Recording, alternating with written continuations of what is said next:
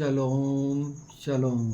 यीशु मसीह नासरी के नाम में इस वीडियो को बनाने की ज़रूरत इसलिए पड़ गई कि इसके पहले जो दो वीडियो बने हैं, एक अभागे पर कि मसीह लोग क्यों अभागे रहें, जबकि सारी आशीषें उनके लिए प्रभु यीशु के लहू के द्वारा, क्रूस के द्वारा, प्रतिज्ञाओं के द्वारा आशीषों के भागीदार हुए, यहाँ तक कि अधिकारी हुए और अनेकों अनेक पद के। और उसके बावजूद भी अगर ऐसी स्थितियां हैं तो वो साफ होनी चाहिए कि हम परमेश्वर के पुत्र पुत्रियां हैं और सारी चीजें जो हैं प्रभु यीशु के अधीनता में हैं। प्रकाशित वाक्य में जैसे कहा गया, बल, शक्ति, सामर्थ, ऐश्वर्य, वैभव, ज्ञान, बुद्धि सब उसकी अधीनता में। तो अभागापन क्यों रहे, क्यों इस जीवन की लालसा? पवित्र आत्मा इन बात पर बार बार मेरा ध्यान दिला रहे थे कि ये जो हिस्से हैं जो बड़े कठिन से महसूस होते हैं क्योंकि कड़ी बातें हैं, तो उसमें से एक ये अभागे का बना था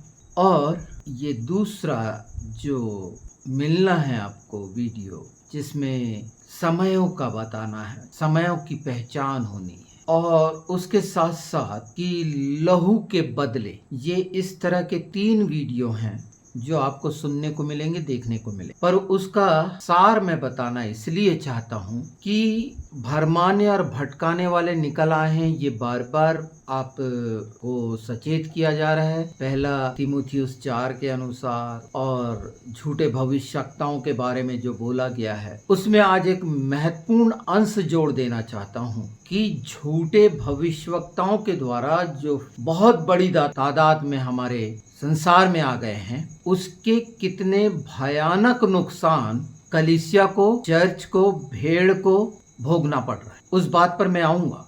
पर इसके पहले वो समय के बारे में, जुबली के बारे में मैंने बता दिया है कि 7 शबद की एक स्मिथा होता है और 7 स्मिथा मतलब एक जुबली, और इसका पूरा विवरण है 6000 साल का, 120 वर्ष का। इसे हमें याद रखना है कि ये परमेश्वर ने दिया है समय, और इन समयों पर इतनी घटनाएं घटी हैं। पवित्र शास्त्र में वो सच्ची घटनाओं का उल्लेख है। अगर 70 सप्ताह के दानियल की पूरी भविष्यवाणियां देखें तो एक सप्ताह आखिरी सप्ताह में है, एक बार 62 सप्ताह का हो गया, 69 का हो गया, 69 का, और आखिरी जो महाक्लेश का वो सप्ताह जो बचा हुआ है।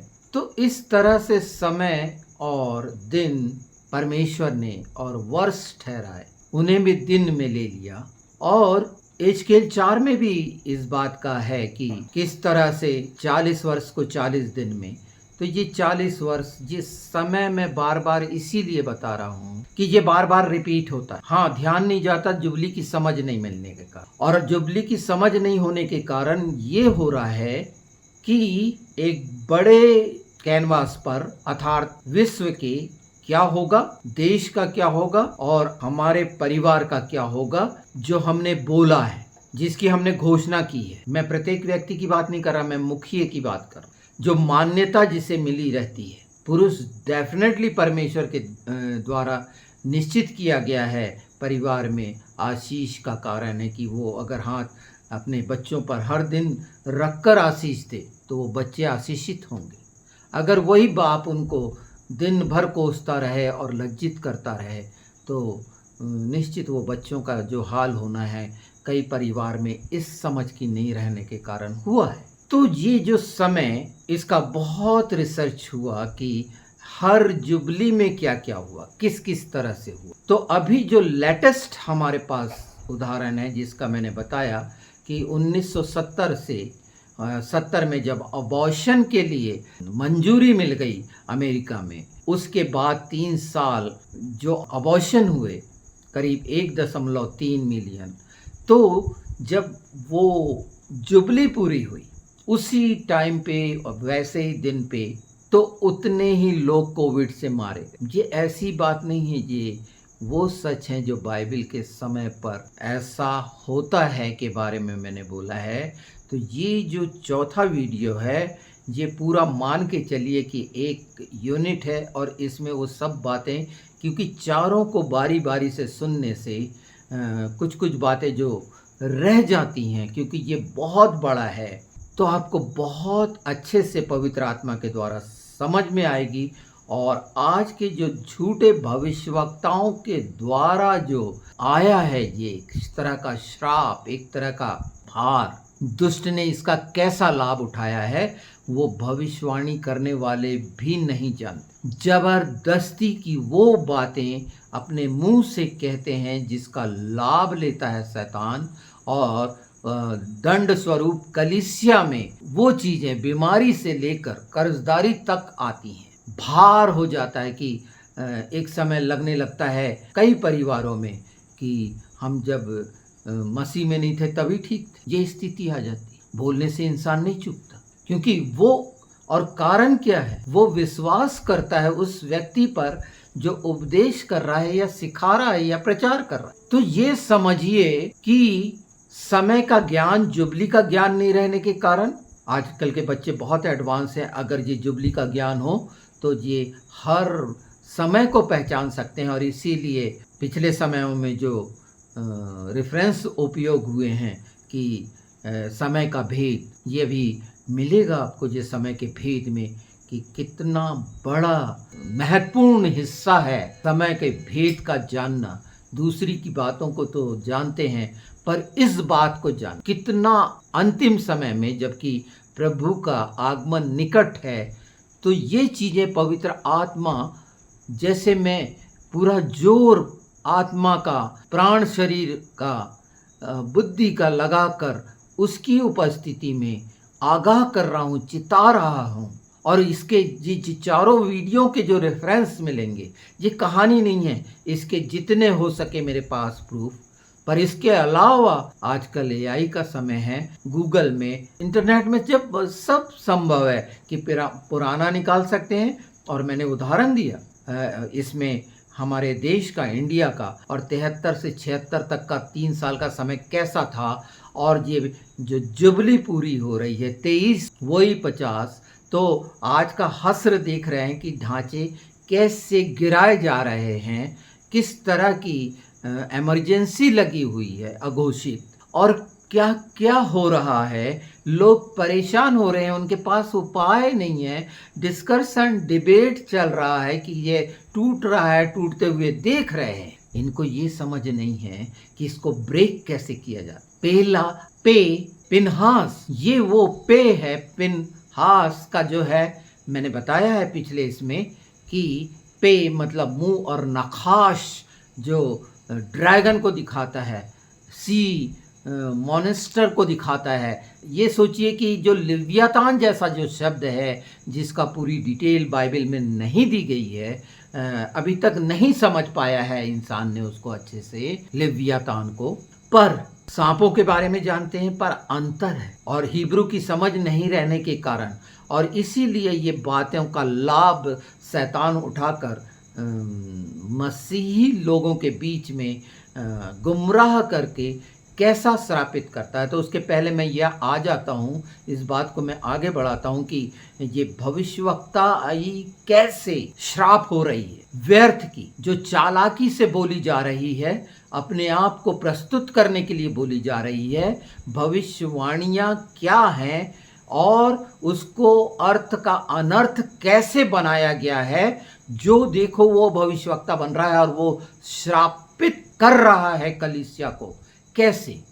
तो हम देख लेते हैं यिर्मयाह का हम 28 देखते हैं। 28 में मैं बता देता हूँ क्या हुआ था। इसको पढ़ जरूर लीजिएगा आप, है ना, और पढ़ लेंगे तो ये बहुत अच्छी तरह और समझ में आ जाएगा। एक हनन्याह है, इसमें एक ही से मैं बता देता हूँ। हनन्याह है, एक भविष्यवक्ता था। वो उसने आकर जो बात कर रहा है यिर्मयाह से, और बोल रहा है कि वो जो पात्र बेबीलोन के राजा ने ले गया है, जो गुलामी में चले गए थे ना, नबूकदनेस्सर ने ले गया था, तो वो 2 साल में आ जाएंगे। और जो जुआ रखा हुआ था यिर्मयाह के ऊपर लकड़ी का, झूठे और सच्चे भविष्यवक्ता की यहाँ पर देखिए, और इस संसार में फैले हुए झूठे भविष्यवक्ता, और उसके कारण क्या हुआ। हाँ, मैं 5 से पढ़ देता हूँ। तब यिर्मयाह नबी ने हनन्याह नबी से याजकों और उन सब लोगों के सामने जो यहोवा के भवन में खड़े हुए थे कहा, आमीन। क्योंकि इसने जो बोला तो उस पे उसने आमीन बोला कि हाँ ऐसे ही हो, यहोवा ऐसा ही करे। जो बातें तूने भविष्यवाणी करके कही हैं, यहोवा के भवन के पात्र और सब बंदी बेबीलोन से इस स्थान में फिर आएंगे, उन्हें यहोवा पूरा करे। ये इसने 2 साल का समय दिया था। तो भी मेरा यह वचन सुन जो मैं तुझे और सब लोगों को कह सुनाता हूँ। जो भविष्यवक्ता प्राचीन काल से मेरे और तेरे पहले होते आए थे, उन्होंने तो बहुत से देशों और बड़े बड़े राज्यों के विरुद्ध युद्ध और विपत्ति और मरी के विषय में भविष्यवाणी की थी। परंतु जो भविष्यवक्ता कुशल के विषय भविष्यवाणी करे, तो जब उसका वचन पूरा हो, तब ही उस भविष्यवक्ता के विषय यह निश्चय हो जाएगा कि सचमुच यहोवा का भेजा हुआ है। कुशल के विषय में कितना रेयर है, और उसको देखना है कुशल के विषय में, क्योंकि युद्ध और मरी के बारे में जो भविष्यवाणी होती है वो पुराने समय में पूरी हुई। इसको बार बार पढ़ना, इससे दिमाग में रख लो, क्योंकि बहुत सारे घूम रहे हैं हर वीडियो में भविष्यवाणी भविष्यवाणी भविष्यवाणी, विजन विजन, दर्शन। परमेश्वर का पवित्र शास्त्र स्वयं प्रकाशन है, वो स्वयं विजन है। सब बातें वचन है, वो जिस पर प्रकट करना चाहे करेगा। उसके लिए कोई ऐसी क्राइटेरिया नहीं है कि एक जो बहुत पढ़ा लिखा है, बहुत सारे बाइबल का वो कर लिया उसी मिलेगा। नहीं नहीं नहीं, बाइबल में बहुत से उदाहरण है किन किन के मुंह से, है ना। दाऊद के लिए भी कैसे आके उसने उसके बारे में बताया था कि तूने ये गलत करा। तो ऐसे बहुत से हैं, पर यहाँ पर कुशल के विषय में जब तक वो कुशल ना हो, भविष्यवाणी कुशल के विषय में जब तक पूरी ना हो, उसे भविष्यवक्ता नहीं माना जा सकता। और उसके भी कि क्या कुशल हो, क्या कुशल हो, चंगे हो गए, ये कुशल। हर चीज का मापदंड आपके पास होना चाहिए। ऐसी परमेश्वर को साधारण बना देते हैं, तुच्छ घरेलू चीजों के लिए, छोटी छोटी बातों के लिए। ये जरूर कहा गया है भविष्यवाणियों में कि उन्नति का कारण होती है, पर जब साथ में मिल के बोल रहे हैं, अन्य भाषा में बोल रहे हैं, मैं उतनी डिटेल में नहीं जा रहा हूं। पर आगे सुनिए क्या होता है। तब हनन्याह भविष्यवक्ता ने उस जुए को जो यिर्मयाह भविष्यवक्ता की गर्दन पर था उतार कर तोड़ दिया। प्रभु यीशु ने कहा, मेरा जुआ हल्का है, अपना पूरा भार दे दो और मेरा जुआ ले लो। जुआ जो रखा गया था लकड़ी का, हल्का जुआ रखा गया था यिर्मयाह के ऊपर, जो सच्चा भविष्यवक्ता था, जिसकी रोने की मिनिस्ट्री थी, हर समय रोता रहता, मांगता रहता था परमेश्वर से उनके लिए। और परमेश्वर ने वो स्थान भी दिया था कि नबूकदनेस्सर राजा और उसके खोजे जो सबसे हायर पोस्ट पे थे, उसका रिस्पेक्ट कर, उसने किसी ने नहीं। यहूदियों ने ही मारा, कुएं में डाला, नाना प्रकार की चीजें। मैंने पिछले उसमें बताया है कि घर के लोग ही बैरी होते, बाहर के नहीं होते, घर के लोग ही गिराने की। तो दुष्ट ये सारी प्रक्रिया कैसे हाथ में पड़ के दुष्ट गिराता है और लोग गिर जाते हैं अपने द्वार खोले रहने के कारण। हाँ, तोड़ दिया। और हनन्याह ने सब लोगों के सामने कहा, यहोवा यूं कहता है, इसी प्रकार से मैं पूरे 2 वर्ष के भीतर बेबीलोन के राजा नबूकदनेस्सर के जुए को सब जातियों की गर्दन पर से उतार कर तोड़ दूंगा।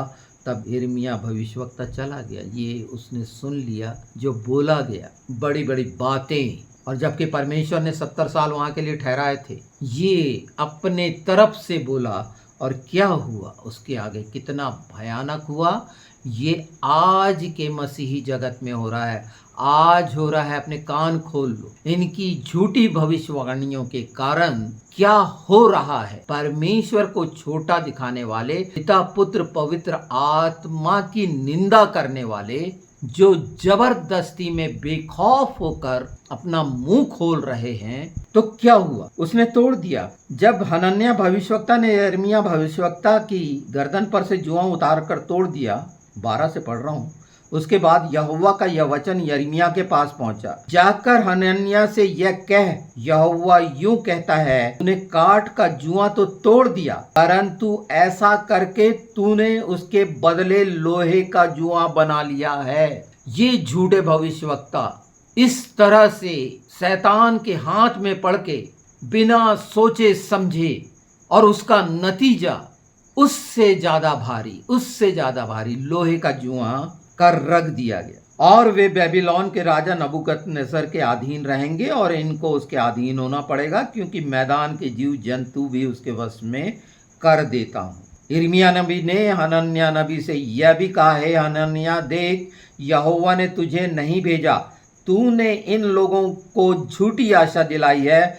इसलिए यहोवा तुझसे यूं कहता है, देख मैं तुझको पृथ्वी के ऊपर से उठा दूंगा, इसी वर्ष में तू मरेगा, क्योंकि तूने यहोवा की ओर से फिरने की बातें कही है। इस वचन के अनुसार हनन्याह उसी वर्ष के 7वें महीने में मर गया। ये हाल है जो मनमानी करके जो कर रहे हैं, तो ये समझिए, समय को पहचानिए। कोई जरूरत नहीं है ज्यादा जानने की। एक बार जानने के लिए साउल गया था शमूएल की आत्मा से जानूंगा करके, और क्या हाल हुआ था। ये वाला स्वभाव खत्म करके परमेश्वर पर आशा रखो। मनुष्यों के वचन सुनो पर ध्यान से, उनके बहकावे में मत आओ। अगर इस तरीके से पवित्र आत्मा की मदद मांगोगे तो तुम सामने वाले व्यक्ति को पहचान लोगे। आत्मा पहचान करा देगा ये झूठा है या सच्चा है, इसने क्या क्या किया है। और मैं इस समय चेतावनी दे रहा हूँ, क्योंकि और अगर मसीहियों पर लोहे का भार और उससे ज़्यादा भार होगा तो यहाँ के भविष्यवक्ताओं की झूठी भविष्यवाणी के कारण होगा, जो वो लगातार और लगातार दिन में 50 बार कर रहे हैं, सिर्फ और सिर्फ लोभ और लालच, शरीर और संसार में फंस, और ये अपने घर में मुसीबत लाए, किसी दूसरे ने नहीं लाया। इनकी मुसीबत आई है और उसके परिणाम बहुत जल्दी दिखने आएंगे। समय के साथ ये पहचाने जाएंगे, इसलिए ये सतर्क हो जाएं, क्योंकि अलग होने का भी समय आ। तो मैंने जो जुबली के बारे में बताया, 73 से जो घटना हुई उनके बारे में बताया। एक चीज़ और बताई है, जो पवित्र आत्मा का 3000 का मिलना और मूसा के द्वारा जब पट्टी फेंका जाना, 3000 का मरना। पिनहास का मैंने बताया, जो पे और नखाश से मिलकर बना है। अगर जो तुम बोलते हो पे, वो ब्रेक करता है, तोड़ता है। जब 23 में ख़त्म हुआ जनवरी में कोविड का अमेरिका में, तो घोषणा हुई। उसके पहले जज ने मिलकर, जो ट्रंप ने जज, उसने जब ये बोला और ट्रंप ने घोषणा करी, उसी समय से वो टूटा। ऑल्टर टूटी, जो वहाँ ऑल्टर रखे गए हैं, 2 गेट है ना, जो वाशिंगटन और न्यूयॉर्क में है। एक तो स्टैचू ऑफ लिबर्टी है, और मैंने बता दिया है कि जो नाम जो है रोमन से संबंधित हैं और वहीं के नामों को दिखाते हैं और वहीं की पूरी इमेज भी दिखाते हैं। अगर अच्छे से देखेंगे तो वहां जो हुआ, बाल का गेट रखा हुआ, जैसे बर्लिन में शैतान का सिंहासन रखा हुआ जो टर्की में था, पेरगामुन में, ये वो सच्ची बातें। ये ज्ञान बढ़ाने की नहीं है, मैं समय को पहचानने की बात कर रहा हूँ, कि जो समय दिया गया, यहाँ तक कि प्रकाशित वाक्य में हर कलीसिया के लिए समय दिया गया कि वो समय पर वो कलीसिया के नाम के अनुरूप क्या क्या होगा। परमेश्वर का वचन ऐसे ही क्या। मैं इन बातों को बहुत सरल करने की कोशिश कर रहा हूँ कि अगर आप इन बातों पर ध्यान देंगे, और निश्चित पवित्र आत्मा इन बातों पर आपका ध्यान देगा, क्योंकि बहुत अभी तक सह के परेशान हो गए होंगे, बीमारियों से, घर में तकलीफों से, झगड़ों से, पति पत्नी के डाइवोर्स हो रहे हैं, लगातार हो रहे हैं, कैसा कैसा व्यवहार हो रहा है, छोड़े जा रहे हैं या नाना प्रकार के व्यभिचार कर रहे हैं। ये सब से मुक्ति मिल जाए, क्योंकि अपने परिवार में अब बोलना सीख लो, और घर का मुखिया कोई ऐसी बात ना कहे जिसके कारण श्राप उस घर में आए। अपने मुंह से खारा और मीठा पानी मत निकालो सबके लिए, या तो चुप रह जाओ, शांत हो जाओ।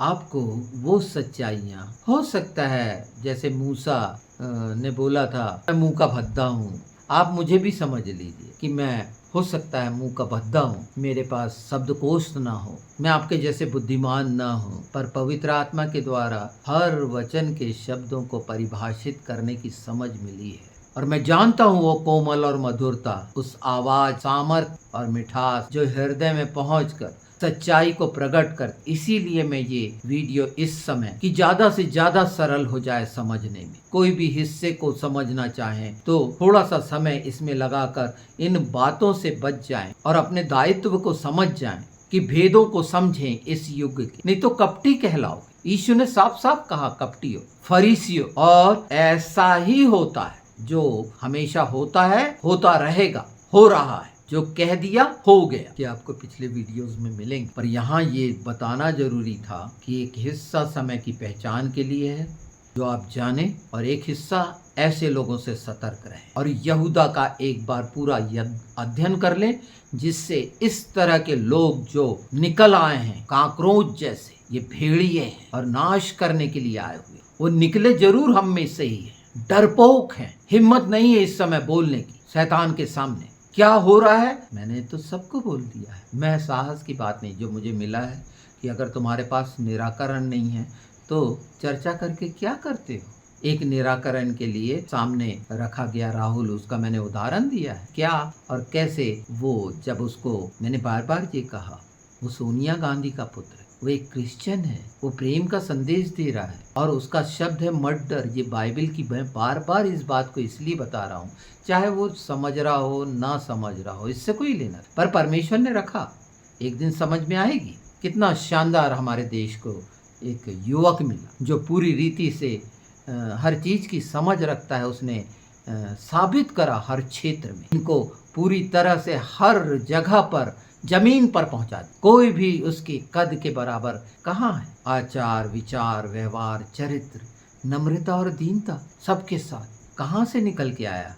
ये पवित्र शास्त्र में की चीजें, ये इनकार कर सकते हैं, पर वो जो काम किया गया अगर उसको टैली करोगे, वो डेट को टैली करोगे, वो 50 दिन की भारत जोड़ो यात्रा को, और सेकंड जो होगी, तो ये किस चीज को खत्म करेगी। ये उस बात को खत्म करेगी जो 1973 में, और उसका परिणाम ये 23 से 26 तक भोगने की भी आवश्यकता है, क्योंकि उस समय जो हर चीज वो है तो रिवर्स है। जो 50 का जुबली का है वो तमाम जितनी बातें रिवर्स होंगी, और मुझे लगता है कि ये सब बातें अब आपको समझ में आ गई होंगी और आप सचेत होंगे और बचेंगे। और मैं उन लोगों से भी चाहता हूँ जो इस तरह से कपटी चालाक और धूर्त बनकर भेड़ों के साथ भेड़ों का मांस खा रहे हो, तुम सचेत हो जाओ। तुमने जो लोहे का जुआ कलीसियाओं में डाला है अपने झूठ के कारण, तुम सचेत हो जाओ। और मैं सबसे ये चाहता हूँ कि यीशु का जुआ ले लो, ऐसे करे गए हों दुष्ट के द्वारा, उसका खंडन करो, बोलो मुंह से। सांप ऊपर लटकाया गया था ना, यीशु श्रापित हुआ, ऊपर लटकाया गया, पाप बन गया जब, और वो मूसा ने लटकाया था पीतल का सांप। ये नखास शब्द ऐसे ही नहीं है, ये जो धूर्त मक्कार अजगर के लिए जो शब्द आए हैं, तो बहुत सी ऐसी बातें हैं। मैं आत्मा में आनंदित होकर जिसके हर पहलू पर हर बिंदु पर आपको सच मिले और उसके परिणाम सच मिले। अगर घर में वातावरण, तो उस खंडन कर दो कि आपने जिसके विरोध में अगर कुछ बोला है, पिछले समयों बुराई की, तो परमेश्वर के सामने उस बात का खंडन कर दो, परमेश्वर के सामने उस बात के लिए माफी मांग लो, दुष्ट को हरा दोगे। ऐसा करना पड़ेगा। पवित्र शास्त्र में लिखा है ना, भजन संहिता में, कि जो सफल होता है उसको देखकर मत कुड़ मत जल। मैं पढ़ के सुना देता हूँ भजन संहिता, इसको आप लोग भी पढ़ लेना तो राहत मिलेगी। क्योंकि अगर अपने आप को खुश रखना है तो हमारे से जो बदतर स्थिति में है उसकी तरफ ध्यान दो। रईसों को देखोगे तो परेशान हो, उनको देखने की जरूरत नहीं है। ये सबसे अच्छा उपाय है। दया और प्रेम उनके करीब जाने से होता है, मदद करने से होता है, और ऐसी छोटी छोटी मददें प्रेम को पैदा करती हैं। लिखा हुआ है साथ में 37 उसका 7, यहोवा के सामने चुपचाप रहे और धीरज से उसकी प्रतीक्षा कर। उस मनुष्य के कारण न कुड़, उसके काम सफल, जिसके काम सफल होते हैं और वह बुरी युक्तियों को निकालता है। क्रोध से परे रहे और जलजलाहट को छोड़, मत कुड़, उससे बुराई ही निकले। क्योंकि कुकर्मी लोग काट डाले जाएंगे और जो यहोवा की बाढ़ जोते हैं वो पृथ्वी के अधिकारी होंगे। अंत में लिखा है यहाँ पर साफ साफ, इसे पूरा पढ़ना, राहत मिलेगी और विश्वास मजबूत होगा।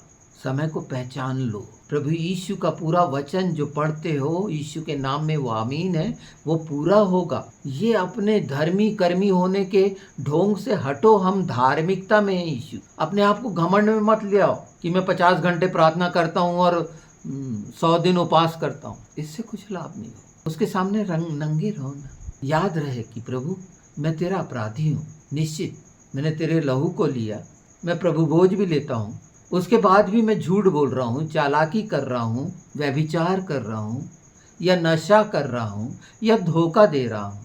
अगर ये सच के साथ उसके करीब जाते हैं, वो क्षमा करता। क्योंकि एक बार जो क्षमा मिल गई, जीवन मिल गया, उसके बाद फिर यही काम करते हैं तो कितना शर्मिंदा होना चाहिए उस डाकू के जैसे ही कि हम तो गुनहगार हैं पर ये तो निर्दोष है। हम उसको गुनहगार ठहराते हैं अपने कर्मों से, जिसने हमारे तमाम पाप, श्राप, रोग, कंगाली, दरिद्री और अंधेपन और बहरापन और सब जो घिनौना आशीषों से वंचित हुए थे लौटा दिया, समानता और स्वरूप में हमको दे दिया। अपने कर्मों से ये करते हैं हम, और उसके बाद बोलेंगे यीशु यीशु ये कर दे वो कर दे। दिन भर क्या करे? ये मैं लज्जित करने के लिए कह रहा हूँ। अगर लज्जित होते तो ये और खूबसूरत बात है कि वाकई में मैं उस डाकू से भी बदतर हूँ जिसकी बड़ाई करते हैं। मेरी बात आपको समझ में आ गई होगी। तो बार बार ये मन फिराव का है। परमेश्वर का राज निकट है और अनंत जीवन के सुसमाचार का जो सौंपा गया है मुझे कि प्रत्येक और प्रत्येक आत्मा स्वर्ग में पहुंचे, प्रभु यीशु के साथ वास करे। भजन संहिता 23 का वो आखिरी लाइन पूरी हो यीशु के नाम में, जिन्होंने प्रभु को ग्रहण किया है। और पूरी आशीषें जो हरी भरी में बैठे, क्यों श्रापित हों ये लोहे के जुएं क्यों? ऐसी बातों के लिए तो कान भी बंद कर लें। बाइबल में तो ऐसे भी लिखा हुआ है कि ऐसे लोगों को तो नमस्कार भी नहीं करना। प्रभु आपको आशीष दे। और मुझे और अगर इसमें प्रेरणा मिलती है पवित्र आत्मा के द्वारा, उसकी सांसों के द्वारा, तो निश्चित जो छोटी छोटी बातें हैं ये सब मैं बताता चलूँगा, मैं कोशिश करूँगा। मेरा कहीं भी ये ध्येय नहीं है कि मेरी बातों से आपको ठेस लगे या दुख हो। मेरी आत्मा हमेशा चाहती है कि प्रत्येक सुनने वाले के जीवन में प्रेम से भरपूर जीवन हो जाए, उसके आत्मा में आनंद और शांति हो जाए। यीशु मसीह नासरी के नाम में मैं लोगों की तकलीफ़ों को जानता हूँ और शैतान को जानता हूँ कि कितना भयानक तरीके से वो लोगों को निचोड़ता है, परिवारों को बर्बाद करता है, खुशियों को छीनता है। मैं जानता हूँ, पर इससे मैं निराश नहीं हूँ। प्रभु आप सबको आशीष दे। और आप सब मिलके मणिपुर में जो हुआ और पाकिस्तान में जो हुआ है वो घिनौना, उसके लिए प्रार्थना करिए सच्चाई से।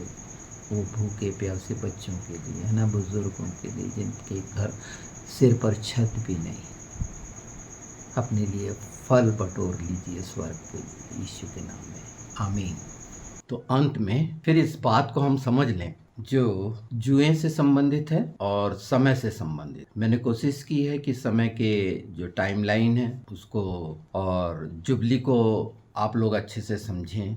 सबत के बारे में जानकारी ले लें कि 7वां दिन और 7 सबत मतलब एक स्मी था, और सिमी था 7 सिमी था मतलब 7 सप्ताह का एक जुबली। और परमेश्वर ने इसी रीति से अपने समय निश्चित किए हैं, जो हमने समय के भेद में जाना है और अभागापन और क्यों हम आशीषों से वंचित होते हैं और उसकी कौन सी मूल वजह है जो शैतान के द्वारा गुमराह करती है, बहकाती है, भरमाती है और हम अपनी युक्तियों में फंसते चले जाते हैं, योजनाओं में फंसते चले जाते हैं। तो उसके लिए आवश्यक है इस बात को हमेशा ध्यान रखें कि अपने परिवार में अगर हम आत्मा में आनंद शांति चाहते हैं तो हमारा मुंह का बोल जो है वो उचित हो, वो किसी तरह का ठेस का कारण ना रहे और हमारे लिए ये बोना ही है तो जब हम इस तरह से बो रहे हैं तो यही काटना हो जाए। जैसे हुआ मैंने बता दिया कि हमारे संविधान में किस तरह से पहले भी एक बार 50 साल पहले कोशिश की गई और मैंने क्लिप लगाई है केशवानंद की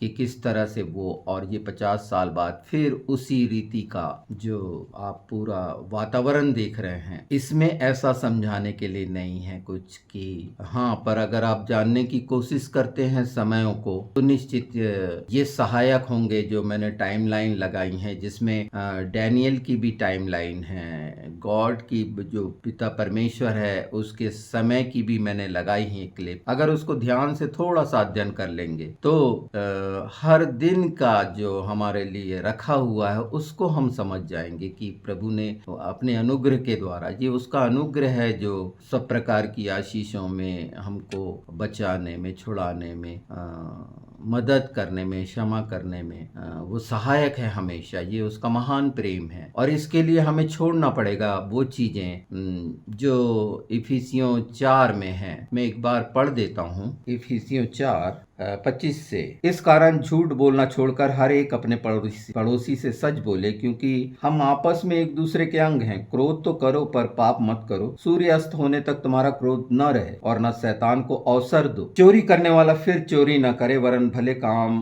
करने में अपने हाथों से परिश्रम करे, इसलिए कि जिससे प्रयोजन हो उसे देने को और उसके पास कुछ हो। कोई गंदी बात तुम्हारे मुंह से न निकले, पर आवश्यकता के अनुसार वही निकले जो उन्नति के लिए उत्तम हो, ताकि उससे सुनने वालों पर अनुग्रह हो। परमेश्वर के पवित्र आत्मा को शोकित मत करो, जिससे तुम पर छुटकारे के दिन के लिए छाप दी गई है। ये पूरी बात उसमें समाहित है। अगर इन बातों को मान लें, समय को पहचान लें, इस भेद को, इस युग के, तो जो प्रभु का आना निकट है। और इसमें बार बार बोला गया है मन फिराओ, परमेश्वर का राज निकट है। ये वही बातें हैं। और ये मार्ग जो परमेश्वर ने, मैंने पिछली बार बोला कि मार्ग में पड़े हुए अगर हम पत्थर का कंकड़ों को अपने लिए भी हटाएं, दूसरों के लिए भी हटाएं, तो अच्छे से चल पाएंगे। नहीं तो जो स्थिति आनी है आने वाले समय में, जैसे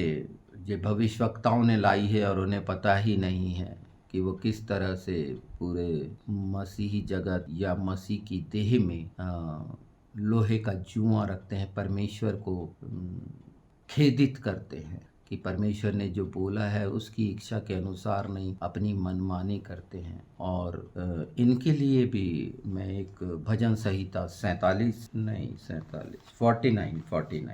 उसे भी देख लीजिए तो ज़्यादा अच्छा होगा। कि परमेश्वर के वचन, निश्चित ये वचन मैं कठोर वाले बता रहा हूँ, पर ये पेट में जाके मीठे लगेंगे।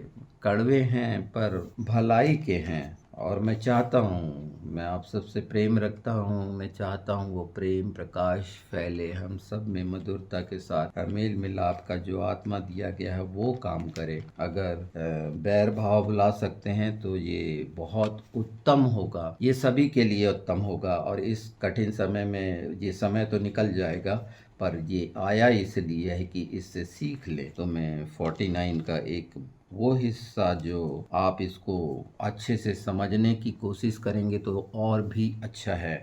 49 का 13 से देखते हैं। उनकी यह चाल चलन उनकी मूर्खता है, तो भी उसके बाद लोग उनकी बातों से प्रसन्न होते हैं। ये पूरा अगर ये 4 वीडियो का ये देखेंगे तो समझ में आ जाएगा। वे अधोलोक की मानो भेड़ बकरियां ठहराए गए हैं, मृत्यु उनका गड़ड़िया ठहरे, चरवाहा उनका जो है मृत्यु है। और भोर को सीधे लोग उन पर प्रभुता करेंगे और उनका सुंदर रूप अधोलोक का कौर हो जाएगा। जिसके लिए ये अपने आप को शरीर के नाना प्रकार के चीजें करते हैं, ये सब समाप्त हो जाएंगी, ये कुछ भी नहीं रहेगा, उनका कोई आधार ना होगा। परंतु परमेश्वर मेरे प्राण को अधोलोक के वश से छुड़ा लेगा, क्योंकि वही मुझे ग्रहण कर अपनाएगा। चाहे कैसी भी परिस्थिति हो, अगर प्रायश्चित है, क्षमा करना है, तो निश्चित वो मुझे ग्रहण करेगा। क्योंकि क्षमा करना तो मुख्य है। जब कोई धनी हो जाए उसमें आगे बिल्कुल पढ़िए, इसको पूरा पढ़ना, उसे भय खाने की जरूरत नहीं है। उसका वैभव उसके साथ कब्र में चला जाएगा, कुछ नहीं, कुछ भी नहीं, पशुओं के समान मर जाएंगे आखिरी। ये बात मैं इसलिए और अच्छे से बता देना चाहता था, इसलिए कि आप लोग इस बात को, जो इन अंतिम समय को पहचानो जब बोलता है, तो कपटियों जैसा ना करके इन लोगों से बचने की कोशिश करो। इनका अनुसरण मत करो, इनको आदर करो, इनकी सुनो जरूर, पर पवित्र आत्मा चाहता है, वचन चाहता है, उसके अनुसार इनकी कहानी किस्से जो चलते बहुत समय से चलते आ रहे हैं, इनसे पीछा छुड़ा लो। समय के लिए ये तीनों बहुत, ये हमेशा पूरे हुए हैं, हमेशा पूरे होंगे। इसीलिए कहा गया कि 7वें वर्ष में जमीन को पड़ रहने देना, 7वें वर्ष में गुलाम को छोड़ देना। 7वें वर्ष का बहुत सारा बाइबल में क्यों है ये, और बात का मतलब क्या है और इसका लाभ हम अपने परिवार, अपने जीवन में ले सकते हैं। तो मैं चाह रहा था फिर एक बार कि इसको और गंभीरता से और पवित्र आत्मा आपकी मदद करे आपके परिवारों में। देखिएगा जो स्वर्गीय आशीष हैं, फिर वो ये हौद जो है टूटने वाली बात नहीं रहेगी, आपकी थैलियों में छेद नहीं रहेगा।